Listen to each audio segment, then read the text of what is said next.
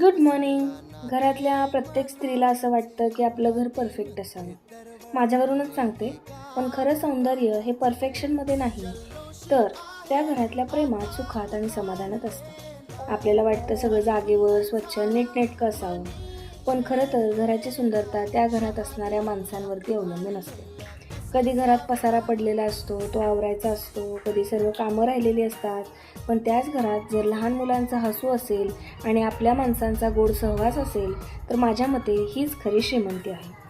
स्त्री म्हणून आपण रोजच खूप प्रयत्न करत असतो सगळं व्यवस्थित ठेवण्याचा, सगळ्यांची काळजी घेण्याचा, पण कधीकधी या घाईत आपल्याला स्वतःलाच आठवण करून द्यावी लागते की परफेक्शनपेक्षा हॅपीनेस हा सुंदर असतो आणि महत्त्वाचा असतो.